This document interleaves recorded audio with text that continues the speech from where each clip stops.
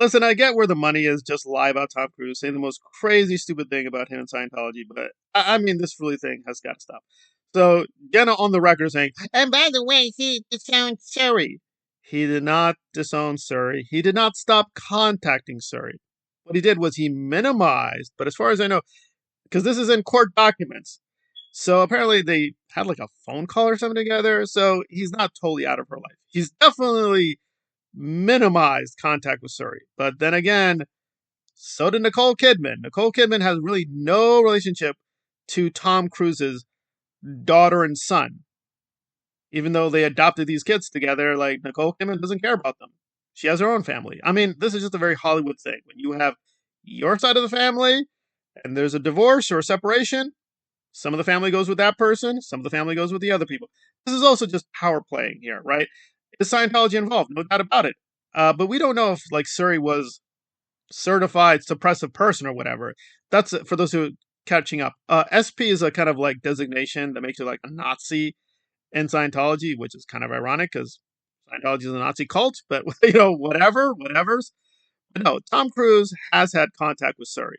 I know he's around the potential trouble source. He's even spoken about Nicole Kidman recently, right? I mean, people just need to stop making stuff up. Tom Cruise has a lot of freedom of action. No one is stopping him from seeing Nicole Kidman or even stopping him from seeing Surrey. These are choices.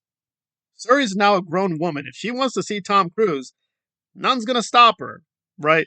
These are choices that these celebrities have made, that they have an embarrassing past, right? Katie got involved with Scientology. That's another lie, that it was forced on her. It wasn't forced on her, guys. She was into it. She went public saying, yeah, I do love my auditings. Now, thank God she had second thoughts and was like, I want to get out of this. Good on her. But however, she was complicit as well. So there are no angels here. There are no demons. It's just what it is, very high level celebrities and their very dark, embarrassing past, and them choosing. It's a choice. They're not being forced. They're choosing not to have contact with family members. That's it. But even there, like people are like, oh, he's seen Surrey. Right, he's had contact. Are they buddy buddy? Are they no, he's not very active in her life. That's pretty clear. But again, that is a choice. That is a choice. His own daughter, Surrey, just because Katie and Surrey left the cult that his best friend runs. Who cares how good of an actor someone is if they're best friends with a monster?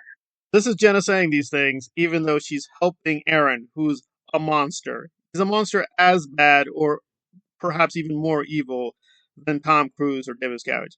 His victim count may be much less, but he's not different. He's got a full-blown dictator personality. He barks orders constantly. He harasses and bullies. He's been a very violent, abusive thug. Jenna knows all this. Jenna said these things. Jenna put out a series of videos saying that Aaron was abusing her. And then Magix, Aaron promised her, I guess, more propaganda, more promotion, and said, oh, okay. And now, anytime people bring up, this is not ancient history, guys. This happened this year. This year, she said Aaron was abusive. In January. But now Magix, that does not exist anymore. You can't talk about it. Can't talk about it. If you try to talk about it, Jenna tries to go after you, destroy your videos, destroy your channel. And she's on TikTok. I'm here to. Oh, okay. So you should have freedom of reign on TikTok, but on YouTube, you're allowed to censor people. Really? And monsters. You're working with Aaron, one of the worst monsters on the internet. This is not like Mr. Beast. Mr. Beast just steals money. Aaron literally hurts people. Like, really physically hurts people and gets into fights all the time. But he's an actor. Exactly, Jenna. I don't care how good an actress. By the way, she's not a good actress. I don't care how good your gaslighting performance is. Aaron is a monster. You're a monster for supporting the monster. You have no right to criticize Tom Cruise. You're just as bad as he is. And by the way, you're getting the script all right. And then you recruiting people human trafficking. Right. He's trying to convince Will Smith to get into Scientology to become a black slave to L. Ron Hubbard. Yeah, that's what's going on. That's what's going to happen, guys. He's going to recruit Jim Carrey, and then Jim Carrey's going to work for $50 a week. Can you give me a case where that's ever happened, where a high-level Scientologist recruits a high-level celebrity, and he becomes a part of the Sea Org and only makes $5 a day? Please, point out one case where that happened. Also, he's not doing that either, stupid. He didn't recruit Will Smith. That was Jada Pinkett Smith. Maybe do some basic research, you moron. You don't even get the story right.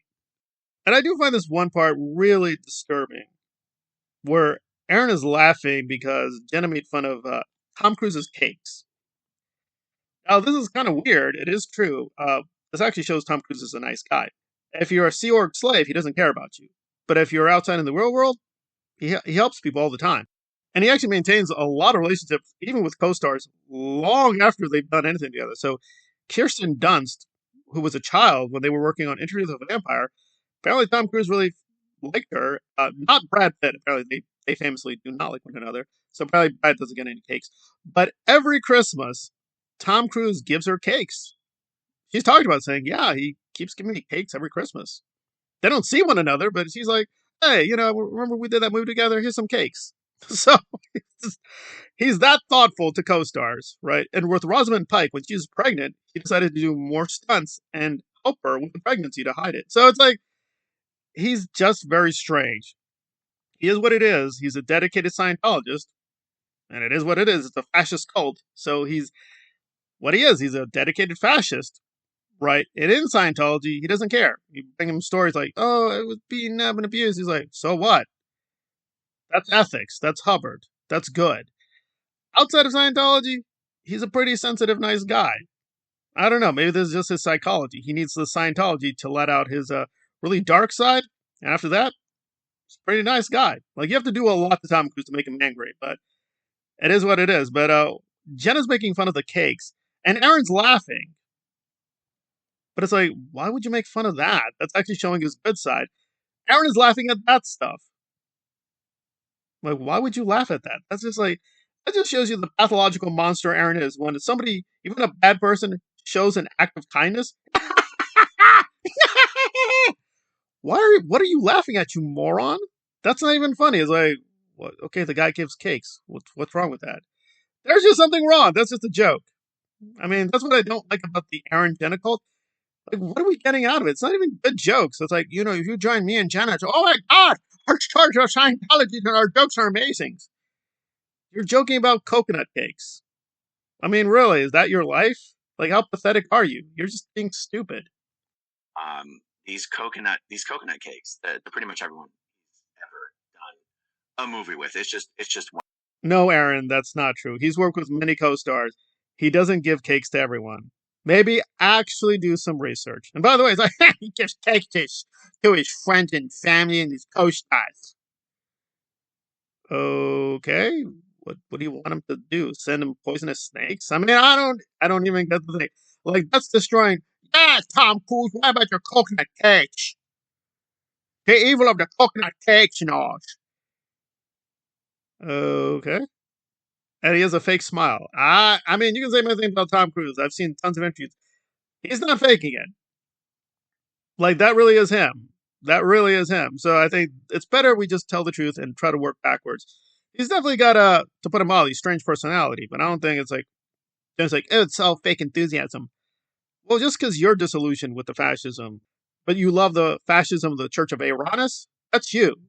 Tom Cruise apparently is still in love with the fascism of Jenna Miscavige, good or bad. He's not waned in his enthusiasm. They're still hanging out. He just went to some Scientology events recently in Britain.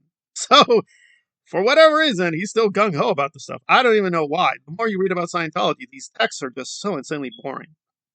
I mean, Hubbard is many things. He's a prolific writer. He's even a bit of a philosopher.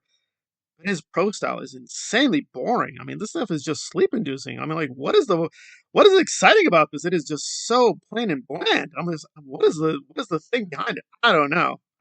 But apparently, Tom Cruise, it's still juicy, delicious stuff. I mean, whether I like it or not, fascism is very popular, right? Unfortunately, Scientology is just part of a bigger disease that fascism has had a revival after World War II. It's shocking, but Uranus is a good example. But I love, just to end our commentary, it's like, Jenna offers up a very interesting perspective. How? She's wildly ignorant about the subject. She just doesn't know Tom Cruise. She didn't even do any basic research. And her evidence is from Rathbun, not even her. So it's like, it's a very interesting perspective. Because she's your concubine. You're running a weirdo cult. Like, what's the perspective? As a fascist, I find Tom Cruise very offensive. Well, maybe if you were not a fascist, you would actually find it offensive, but you're not. What is it? The Tom Cruise fascism? That's really bad. But my fascism is really good. Maybe we should have that radical stance that no fascism is good. Let's go for anti-fascism, Aaron. Just do anti-fascism for once.